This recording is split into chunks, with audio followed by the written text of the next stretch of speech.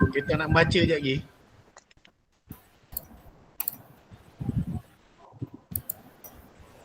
Assalamualaikum warahmatullahi wabarakatuh dan salam sejahtera.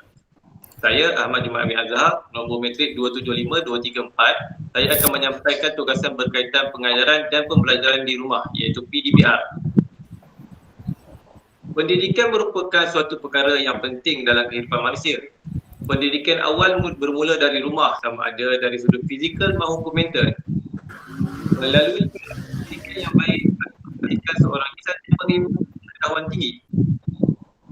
Tanpa pendidikan yang baik dan sempurna, pelajar akan tercicit jauh ketinggalan berbanding pelajar-pelajar lain yang mengikuti arus pembodedan teknologi masa kini. Ini akan menghasilkan pelajar yang kurang berkualiti dari segi pendidikan dan ilmu pengetahuan. Pengajaran dan pembelajaran di rumah atau disebut PDPR dijalankan berikutan penularan kes jangkitan penyakit COVID-19 yang semakin meningkat di Malaysia. PDPR boleh dilaksanakan secara dalam talian atau luar talian secara berstruktur dan terancang.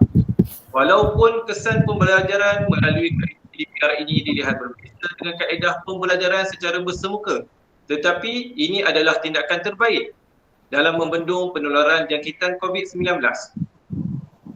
Presiden Majlis Permuafakatan Persatuan Ibu Bapa dan Guru Nasional PIDN, Profesor Madya Datuk Dr. Muhammad Ali Hassan, pengajaran dan pembelajaran di rumah adalah salah satu kaedah PDP yang dibuat secara dalam talian di rumah bagi membolehkan pelajar tetap mendapat pendidikan yang sama sebagaimana di sekolah. Menurut Presiden Kesatuan Perkhidmatan Pengurusan Kebangsaan Malaysia NUTP pula, Aminuddin Awang menyatakan terdapat banyak pihak yang mengkritik pelaksanaan PDPR ini. Ini kerana mereka membandingkan antara pembelajaran secara dalam talian dengan pembelajaran di sekolah.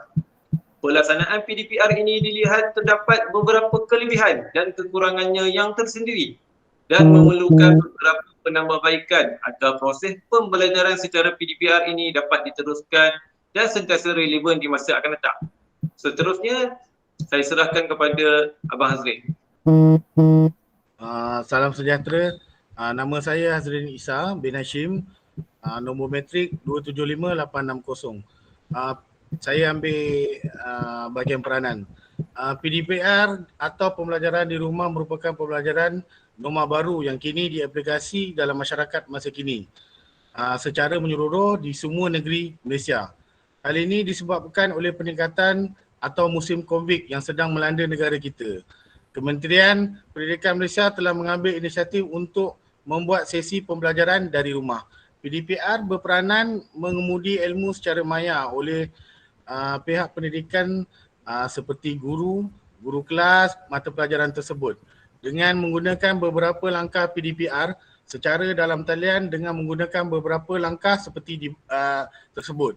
Okey, pertama pelantar pelajaran seperti Digital Educational Learning Initiative Malaysia ataupun D5. Yang kedua menggunakan aplikasi seperti Google Meet dan Webex secara langsung. Dan yang ketiga e-permainan atau gamification atau rakaman video menggunakan platform YouTube sebagai pengantar ilmu. Kaedah PDPR juga berperanan dalam kejayaan akademik para pelajar. PDPR juga adalah berperanan di atas talian tetapi kaedah pembelajaran juga di luar talian secara offsite berdasarkan manual PDPR yang dikeluarkan oleh Kementerian Pendidikan Malaysia. Dengan cara menggunakan buku teks, pelajar menggunakan offsite learning juga boleh merujuk kepada guru melalui telefon dan video serta audio. Ini menggambarkan bahawa pandemik COVID-19 yang melanda negara secara langsung tidak menjejaskan sistem pembelajaran negara, malah ia berada di tahap yang lebih baik. Ternyata penutupan sekolah selama 110 hari tahun lepas dengan sistem baru ini di atas talian telah berjaya dan mendapat keputusan yang cemerlang. Secara konklusifnya, PDPR adalah penting untuk memainkan peranan dalam sistem pembelajaran pendidikan nasional. Terdapat beberapa pakar dan ilmuwan juga telah melonjak idea mereka untuk menambah baikkan PDPR di masa akan datang. Pada zaman berteknologi tinggi ini, ajakan pembelajaran dari kelas bersemuka kepada kelas dalam talian adalah tuntutan semasa. Sekianlah dari saya dan seterusnya Baba. Nama saya Bawah Tarani, anak perempuan Raja Gopalan, nombor matrik saya 274988.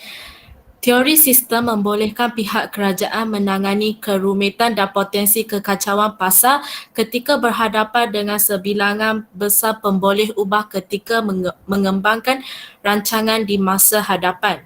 Selain itu, dalam konteks PDPR, pihak atas boleh mengawal permasalahan yang bakal terjadi sekiranya pihak tenaga pengajar menghadapi masalah dalam memberikan pedagogi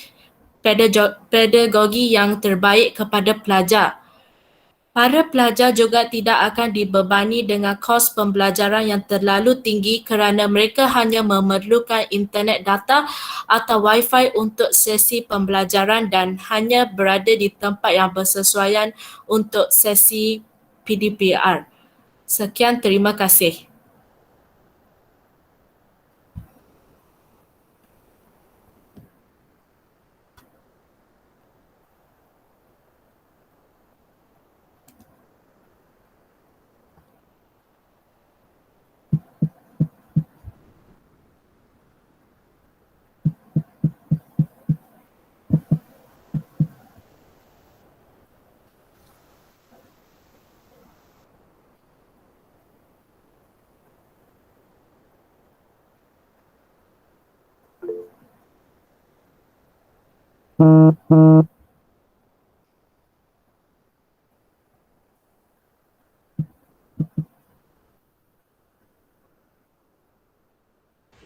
Kirosh boleh buka mic. Mic you tutup. Okey. Seterusnya saya Kirosh Raj, nombor matrik 27502. Saya ingin membentangkan tentang kelemahan PDPR. PDPR yang dijalankan di rumah adalah sesuatu sistem yang boleh dijalankan dengan jayanya. Namun apabila terlampau banyak pihak yang masuk campur, ia hanya boleh mengurangkan tahap efisiensi sesuatu sistem itu dan bakal membawa kepada kelemahan dan keruntuhan sistem tersebut. Selain itu, semasa PDPR, sesetengah pelajar yang belajar sambil lewat tidak boleh menjadi efektif kerana mereka hanya sekadar hadir ke kelas dan tidak berusaha untuk memahami subjek yang diajar. Sekian daripada saya. Saya akan memberi kepada ahli kumpulan yang seterusnya.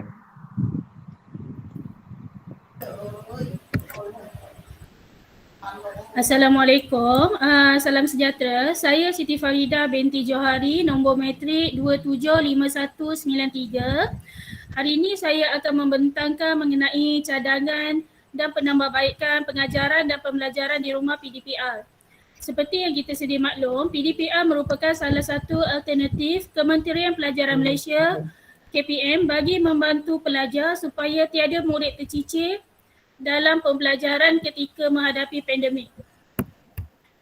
Menurut laporan Pertubuhan Pendidikan Saintifik dan Kebudayaan Pertubuhan Bangsa-Bangsa Bersatu UNESCO, sejumlah 203 juta pelajar di seluruh dunia terkesan dengan penutupan sekolah berikutan pandemik COVID-19. Oleh itu, terdapat beberapa cadangan dan penambahbaikan PDPR, antaranya yang pertama ialah pemberian bantuan PDPR kepada pelajar B40. Seperti yang kita sedia maklum, terdapat masalah dari segi kemudahan data internet dan pemilikan peranti seperti komputer riba, tablet maupun telefon pintar, terutama bagi golongan bawah B40. Langkah ini bagi memastikan proses PDPR memberi keberkesanan yang maksimal kepada semua murid dan guru. Seterusnya, yang kedua, penyusunan semula rancangan pengajaran tahunan RPT. Membuat penstrukturan semula PDPR dengan lebih fleksibel mengikut situasi dan persekitaran dengan mengambil kira sumber rujukan yang ada pada pelajar. Selain itu, menyediakan bahan pembelajaran menggunakan video dan permainan pendidikan mengikut subjek untuk diedarkan kepada guru-guru. Dan akhir sekali, isu berkaitan kehadiran atau keberadaan pelajar ketika mengikuti PDPR. Ini mengambil pelbagai pendekatan dengan mempelbagaikan kaedah pedagogi dan transformasi kaedah penilaian dari pelbagai sudut. Tempoh pengajaran dalam talian perlu dipendekkan dengan penambahbaikan dan pelbagaikan kaedah pengajaran seperti membuat video pendek dan tidak melebihi 10 minit. Sekian saja daripada saya. Seterusnya. Assalamualaikum dan salam sejahtera. Saya Amirul Aizat bin Aman, nombor matrik 274697. Apa yang kita dapat simpulkan daripada pembelajaran dan pengajaran dari rumah ini, satu, perkembangan teknologi dalam pendidikan, penggunaan teknologi telah membantu dalam pelaksanaan kaedah ini yang dapat memberikan banyak manfaat terutamanya kepada pelajar yang sedang menyambung pengajian mereka. Namun kerana pengajaran dengan menggunakan teknologi baru memerlukan pelbagai kemahiran yang tidak diketahui oleh kebanyakan pendidik perlu dilatih tentang cara menggunakan alat baru ini dan bagaimana mengintegrasikan ke dalam implementasi mereka sendiri. Yang ketiga, pelaksanaan kaedah PDPR ini merupakan satu revolusi yang dicadangkan dan dipilih menjadi salah satu kaedah yang paling tepat untuk memastikan anak-anak tidak ketinggalan dalam pengajaran mereka semasa ancaman COVID. Yang keempat, hasil daripada usaha-usaha guru yang tidak jemu mengajar mendalami kaedah baru ini telah membuahkan hasil yang baik di mana pelajar dapat menyesuaikan diri mereka lebih cepat dan dapat meneruskan pendidikan seperti biasa tanpa ada halangan untuk menjamin masa depan mereka selepas sahaja pandemik ini berakhir. Sekian saja daripada kumpulan kami. Terima kasih.